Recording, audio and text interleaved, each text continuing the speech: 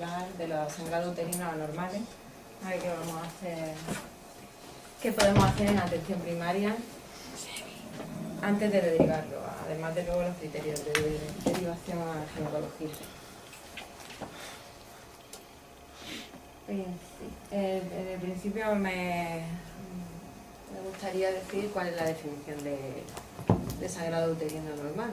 Ya la sabemos, pero bueno, la variación aguda o crónica del ciclo menstrual normal, ya incluyendo tanto cambios en el volumen del flujo menstrual como en la frecuencia, regularidad, duración.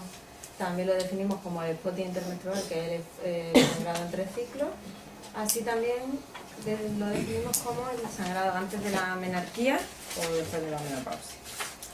Aquí he querido poner el esquemita este que pone lo normal, lo que dura la menstruación. Bueno, ya lo sabemos, pero 4 días en la media, el 28, siendo normal entre 21 y 35, muy importante. Y la cantidad 35 mililitros, me parece poco, pero más de 80 ya sería menopausia. Bueno, ya explico.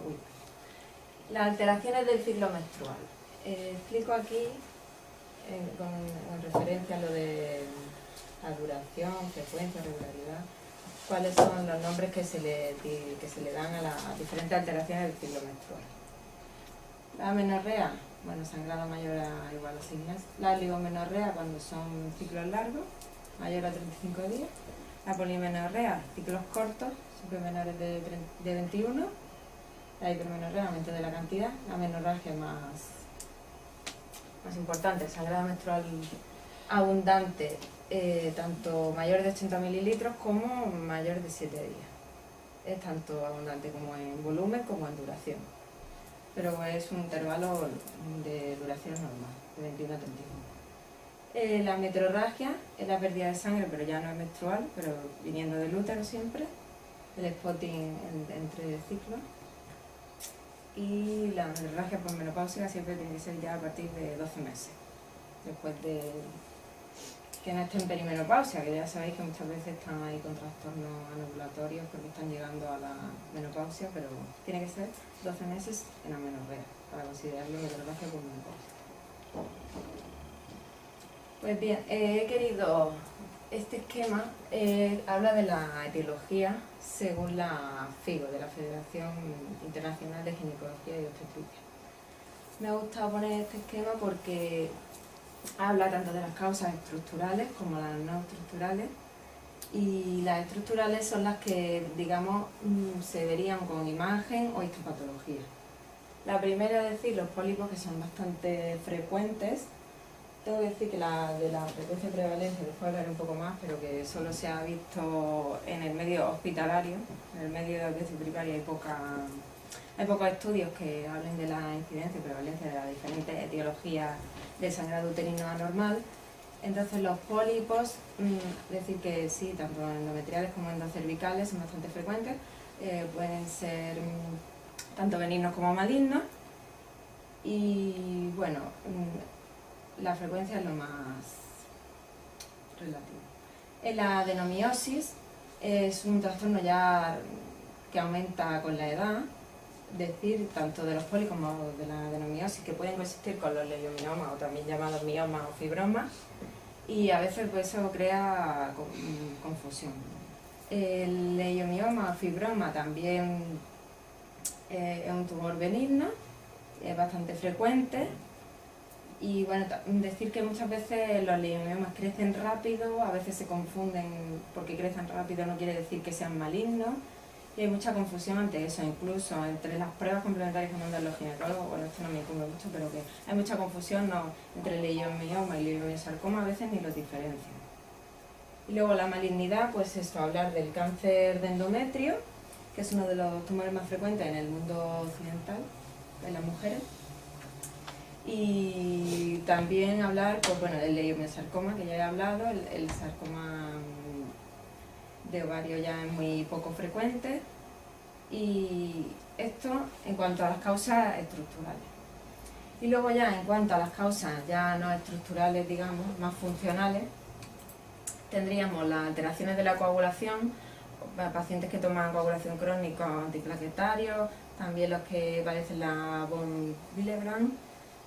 En cuanto a difusión ovulatoria, tendremos varios trastornos que se dan a difusión ovulatoria, como puede ser, por ejemplo, una anormalidad es que puedan dar amenorrea, que puedan dar un sangrado muy corto y muy poco espacio de tiempo y muy poquito de sangrado. También hablaríamos de las alteraciones de la ovulación en relación con, o sea, fisiológicas, como puede ser la lactancia, ya la perimenopausia, el embarazo, ya que sería menorrea total. Y endometrial es cuando ya tenemos un sangrado cíclico prolongado, pero que prolongado en el tiempo, que no sabemos qué causa es. Entonces ya sospechamos un endometrial. Y iatrogénico puede ser que pacientes, por ejemplo, que lleven el DIU, también pueden ser pacientes que lleven el fumar, también puede influir en el sangrado menstrual, en el sangrado uterino anormal. Y otras causas no clasificadas, pues podríamos llamar, bueno, tendríamos que ver ahí, por ejemplo, pacientes que toman anticonceptivos, que no se sabe cómo los toman, por ejemplo. Otras causas, bueno, las relacionadas con el embarazo, son muy importantes, después hablaré de esto, pero es muy importante descartarlo como diagnóstico inicial en la atención primaria, lo primero embarazo, sobre todo en la edad reproductiva. Pues bueno, sangrado uterino anormal puede dar la amenaza de aborto, el embarazo ectópico, la placenta previa. Luego, otras causas ya relacionadas con enfermedades sistémicas o fármacos podrían ser los anticoagulantes, anticonceptivos, ya he hablado, hormonas tiroideas, antipsicóticos, el DIU que ya he dicho, tamoxifeno, eso es lo más importante. Y las enfermedades sistémicas, bueno, desde una diabetes mal controlada hasta una enfermedad hepática avanzada, hasta el hipotiroidismo, hipertiroidismo, el SOP, que también traería la difusión ovulatoria, la hiperplasia adrenal, la hiperprolactinemia, todo esto serían enfermedades sistémicas que también podrían dar sangrado uterino, así las más relevantes. La frecuencia, como ya he dicho, es que no se ha estudiado mucho en la atención primaria, así que no puedo tampoco hablar. Y la hemorragia genital extrauterina, bueno, también se ha visto que la hemorragia genital puede ser no solo del útero. Entonces sería, por ejemplo, del cuello uterino, pólipos, neoplasias, infecciones, tanto en la vagina como en la vulva. Tanto en la vagina también neoplasias, traumatismos, infecciones, vaginitis infecciosa, y en la vulva también neoplasias, traumatismos, infecciones. Así como más. Entonces, como ya he dicho, la incidencia y prevalencia de los diferentes diagnósticos etiológicos no está estudiado en primaria, solo son los estudios hospitalarios los que se han visto, entonces no he puesto mucho. Solo se sabe que, bueno, las mujeres en edad reproductiva pueden tener sangrado uterino con una prevalencia de hasta el 30%, pero en cambio en la atención primaria, por ejemplo, pues menorragia se lo consultan un 5%. Las adolescentes menorragia pueden tener hasta un 37%. Y de los diferentes diagnósticos, como ya he dicho, no. En menorragia, por ejemplo, no se vieron estudios. Ya de toda la introducción me gustaría hablar ahora de qué hacemos cuando tenemos una paciente en nuestra consulta con sangrado uterino anormal. Lo primero, bueno, la gravedad. Hay que descartar que sea grave, que sea un sangrado agudo, que tenga inestabilidad hemodinámica, bueno, ya sabes. En el caso que descartemos la gravedad, por ejemplo, de esto, descartar el embarazo con una prueba de beta-HCG. Y también, en segunda parte, esto es lo primero, y en segunda parte ya identificar cuadros tumorales o graves. Esto ya más sería, la primera parte sería un poquito más en la edad reproductiva, siempre descartar embarazo, y en la segunda parte ya, siempre en la posmenopausia, siempre tenemos que descartar los tumores. Aquí también tenemos un poco de complicación para esto porque tanto los signos como los síntomas que se han estudiado tienen muy poco valor. Incluso el patrón de sangrado tendrá un riesgo que nos servirá de poco para orientarnos en nuestro diagnóstico. El sangrado posmenopáusico es el único que tiene 1,8 de ratio, pero como he puesto allí, solo ocurre en un 0,2% de las mujeres, o sea que tampoco nos va a ayudar mucho esto del patrón de sangrado.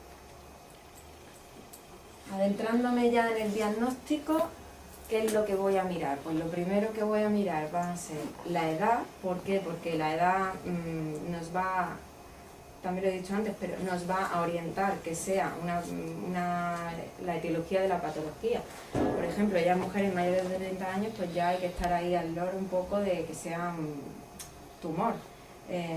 Sin embargo, la frecuencia entre 30 y 49 años va a ser 1 de cada 500. Y como segundo ítem importante en el diagnóstico, vamos a evaluar que haya o no ovulaciones. En los sangrados ovulatorios van a ocurrir más en la edad reproductiva y los no ovulatorios, que suponen el 20% de los casos, en los extremos de las edades. Como ovulatorio ya sabéis que va a ser un ciclo regular y va a tener la mujer los síntomas típicos de la ovulación, del síndrome premenstrual, todo. En cuanto a aquí en el diagnóstico, creía oportuno poner esta tabla de los factores de riesgo de cáncer endometrial porque siempre hay que descartar ante este sangrado uterino normal a partir de los 30 años, como ya hemos visto, es muy importante descartarlo. Bueno, la edad avanzada va a influir entre de la menopausia, la edad de estreno menopausia tardía y menarquia precoz, el más entre todo esto, el síndrome de ovario poliquístico, el que tendría un riesgo más, y la obesidad. Y bueno, el cáncer de colon también, los tumores no se sabe, y la historia familiar de cáncer tampoco. Y el tratamiento con tamoxifeno también bastante. Esta tabla es bastante importante que la tengamos en mente aunque luego tiene un valor predictivo bajito, pero bueno. En cuanto a la historia que hay que realizarle a un paciente que venga por sangrado uterino anormal, lo primero, he puesto este esquema porque primero separa lo que es la anamnesis y después ya el examen físico, la exploración física. Bueno, cómo es la regla, cuál fue su última regla, cuándo fue la menarquia, cómo es en plan de, ya lo he dicho, como en frecuencia, regularidad. Después si hay algún síntoma que nos haga sospechar alguna anemia, la historia sexual y reproductiva, síntomas asociados con la regla como el dolor y luego algunas cosas que nos lleguen a pensar, algunos síntomas, signos que nos lleguen a pensar en enfermedad sistémica, por ejemplo el aumento de peso, un SOP, la acantosis nígrica, un síndrome de Cushing. Historia familiar de coagulación, pues por ejemplo el antecedente de enfermedad tromboembólica. Bueno, lo social siempre ya sabemos, el contexto social es muy importante, el fumar, he dicho que también influye mucho en el sangrado uterino. El examen, en cuanto al examen físico, decir que no se ha visto en primaria ningún examen físico que nos ayude tampoco a orientar en la toma de decisiones clínicas. Yo lo he puesto ahí, que es lo que nos puede un poco el índice de masa corporal, bueno, la palidez de la nena, el índice de masa corporal en el SOP, la palpación de la pelvis, bueno, es que ninguno nos va a ayudar.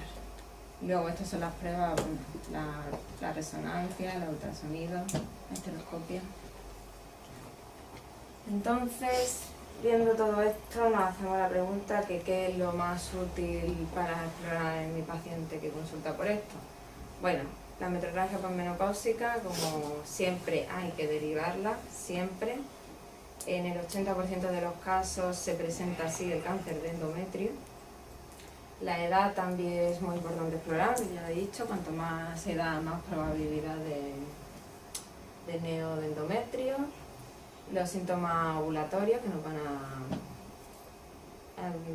van a desviar el camino hacia un lado u otro. Sangrado poscoital nos puede ayudar a descartar un cáncer de cuello, pero es poco frecuente, o sea que tampoco tenemos... Bueno, en busca de la enfermedad sistémica, como ya he dicho, y los síntomas de la anemia. Las pruebas que pido, un poco así de resumen que puedo pedir. Bueno, como ya he dicho inicialmente, siempre descarto embarazo, sobre todo en edad reproductiva, si no, si está en menopausia, ¿no? Derivo. Y el hemograma cuando haya un sangrado uterino que veamos muy excesivo.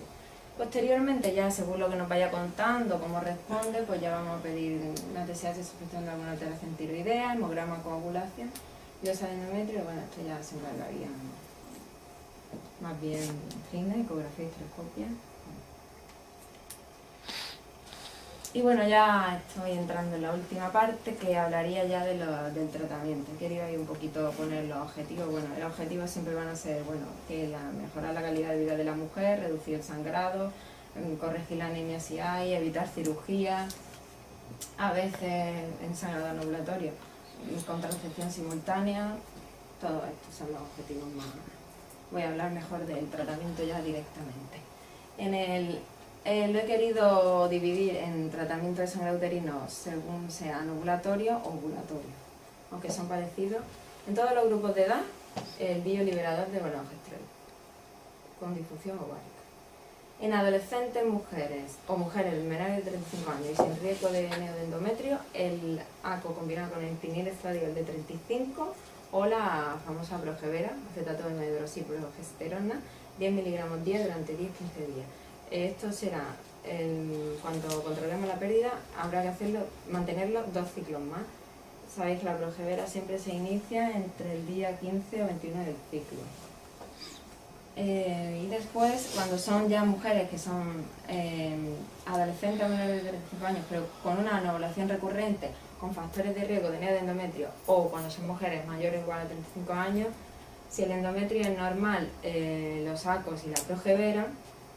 Y si en cambio hay atipia, ya solo se pondría o la progevera o el DIU.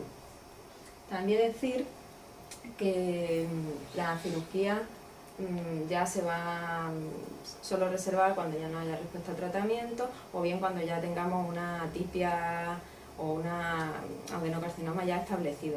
En la atipia, como ya he dicho, se puede, digamos, si la mujer quiere mantener anticoncepción, o sea, si quiere tener hijos todavía, podríamos mantener un gestágeno. Pero en cuanto quiera ya, pues le podremos hacer ya la histerectomía.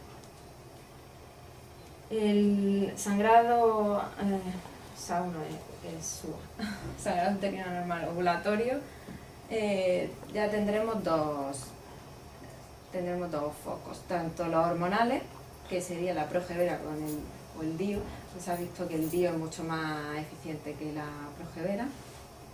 El DIU Mirena siempre, de menogestrel. Y en los no hormonales, pues bueno, los AINES, el ibuprofeno, la naproxenación mefenálica. No he visto que haya evidencia de que alguno sea más importante que otro, más efectivo, o sea que por eso no me he querido. Y el tranexámico, la encefibrin, que ya todos conocéis, hasta 2 cada 8 horas, no se le pone a todos, de los días 1 a 5 del ciclo. Ya voy terminando, hablando ahora de los criterios de derivación. Siempre derivaremos, como ya he dicho, sangrado uterino normal en mujer postmenopáusica, o que tenga unos factores de riesgo de cáncer endometrial, sangrados de origen desconocido o las que son ya en hemorragia anemizantes. Un sumario de evidencia que he encontrado recomienda que ante estos síntomas, ante unos síntomas de la hormona, que aquí los expongo, aunque tengan pocos valores predictivos para cáncer, habría que derivar. Sangrado intermenstrual, cambio brusco de intensidad, sangrado postcoital, dispareuria o dolor pélvico. Bueno, dice que aunque tengan bajo valor, habría que derivar. Y bueno, y la urgencia de la derivación, ya sabéis, si es normal, preferente, va a depender de, bueno, si está inestable hemodinámicamente siempre. Y que sospechemos una neoplasia, bueno, lo que estamos diciendo todo el tiempo. He querido poner esta tabla que habla de la derivación en ginecología, porque bueno, habla un poco de lo que es que hay que derivar y el tipo de derivación. Hablar un poco de lo que es de los sangrados uterinos. Bueno, siempre la optimización diagnóstica y terapéutica siempre hay que derivar a la ginecología, cuando no tengamos diagnóstico claro, cuando no tengamos respuesta al tratamiento. Urgencia que hospitalaria, bueno, inestabilidad. De forma preferente la menorragia postmenopáusica, muy importante, lo digo mucho porque es importante. Y bueno, ya normal, pues la hemorragia uterina, como por ejemplo con hemoglobina menor de 10, aunque no, sin repercusión hemodinámica, cuando tenga repercusión ya. Y esto sí lo más importante en relación a nuestro tema, que habla también de todas las derivaciones. Este es el último esquema antes de las conclusiones. Me ha gustado ponerlo porque habla de, es lo mismo, de según la edad o la etapa que se encuentre la mujer, se harán unas cosas u otras. Bueno, el de los extremos, voy a hablar un poco de los extremos. En la menarquia se hará una historia y un examen físico. Si es una metrorragia leve sin anemia, pues se va a tranquilizar a la paciente. Si no es así, pues lo que se hará, se puede hacer un estudio de coagulación, establecer el diagnóstico diferencial y luego derivar. En cambio, en la posmenopausia, siempre derivar, obligado. En la perimenopausia, si no tiene factores de riesgo, y la línea endometrial hemos visto en una ecografía que le hayamos mandado, que es menos de 3 milímetros, y le podemos poner un tratamiento que si responde bien, si no, derivar. Y luego ya en la edad reproductiva es la que tiene un poco más lío. Siempre descartar el embarazo, después también la ingesta de fármacos, la historia y el examen físico, y si es una metrorragia con una hemoglobina mayor de 10 y además tiene un sangrado cíclico, bueno, pues podríamos tratarlo nosotros, según si tiene deseo gestacional, si no lo tiene, siempre teniendo en cuenta que si no responde a los 3 o 5 ciclos, habría que derivar. Y en el caso de que no tenga un sangrado cíclico, pues habría que derivar. Cuando no ocurre todo lo que he dicho, que haya una metrorragia leve con hemoglobina mayor de 10, no, hay una historia sin sospechar enfermedades sistémicas y no haya ingesta de medicamentos, por ejemplo, tenemos que ver descartar el embarazo, bueno, eso ya lo he dicho. Si lleva un DIU, ver cuáles son las otras causas que pueden dar el sangrado, o si no, tratar con AINE o tranexámico. Tiene respuesta ya, cambiar el otro DIU o retirada, descartar ya enfermedades sistémicas porque ya lo estamos sospechando. Y si hay una hemorragia intramenstrual con los ACOs, ya también sabéis que hay que verificar que no tome ACOs de baja dosis de estrógeno. Esto ha sido un poco general de todo lo que... Y ya entre las conclusiones, bueno, un poco todo lo que he dicho. Se desconoce la prevalencia de las diferentes causas, el abordaje inicial siempre, la edad reproductiva, fértil, descarto embarazo. Siempre en nuestra consulta de atención primaria intentamos descubrir, identificar los signos de alarma que nos hayan sospechar algo potencialmente grave o más bien maligno, pero hay mucha controversia, ¿no? Se intenta identificar, pero la evidencia nos deja un poco así, con lagunas. La estrategia diagnóstica inicial ya he dicho, la edad y las ovulaciones. La utilidad de los síntomas, he dicho también que es escasa, sangrado poscoital orienta a patología cervical, pero que tenga cáncer es bastante infrecuente. La probabilidad es bastante, la metrorragia posmenopausia, aunque sea mínima, siempre derivar. El sangrado uterino es relativamente frecuente y debilitante, que va a repercutir en los costes sanitarios. Esto es importante, a veces todos los sangrados uterinos coexisten con los fibromas, con los famosos miomas, aunque parece que la relación no está muy clara, o sea que tampoco podemos achacarlo. Lo de el diagnóstico, la etiología de los sangrados uterinos según la clasificación de la Valcoin nos ayudará a un diagnóstico preciso y luego ya establecer el tratamiento correcto, la opción del tratamiento correcto. Y bueno, siempre el tratamiento va a ser individualizado y teniendo en cuenta, pues ya sabéis, evitando la repercusión en la calidad de vida y teniendo en cuenta el deseo gestacional, la psiquiatría anticoncepción, eso es lo más resultante. Y ya, la bibliografía. Muy bien. Tiene que ser ya a partir de 12 meses, después de que no estén en perimenopausia, que ya sabéis que muchas veces están ahí con trastornos anovulatorios porque están llegando a la menopausia, pero tiene que ser 12 meses en amenorrea para considerarlo metrorragia por menopausia. Pues bien, he querido, este esquema habla de la etiología según la FIGO, de la Federación Internacional de Ginecología y Obstetricia. Me ha gustado poner este esquema porque habla tanto de las causas estructurales como las no estructurales, y las estructurales son las que, digamos, se verían con imagen o histopatología. La primera es decir, los pólipos, que son bastante frecuentes. Tengo que decir que de la frecuencia y prevalencia después hablaré un poco más, pero nombres que se le dan a las diferentes alteraciones del ciclo menstrual. La amenorrea, bueno, sangrado mayor a igual a 6 meses. La oligomenorrea, cuando son ciclos largos, mayor a 35 días. La polimenorrea, ciclos cortos, siempre menores de 21. La hipermenorrea, aumento de la cantidad. La menorragia más importante, el sangrado menstrual abundante, tanto mayor de 80 mililitros como mayor de 7 días. Es tanto abundante como en volumen como en duración, pero es un intervalo de duración normal, de 21 a 35. La metrorragia es la pérdida de sangre, pero ya no es menstrual, pero viniendo del útero siempre. El spotting entre ciclos. Y la metrorragia posmenopáusica siempre.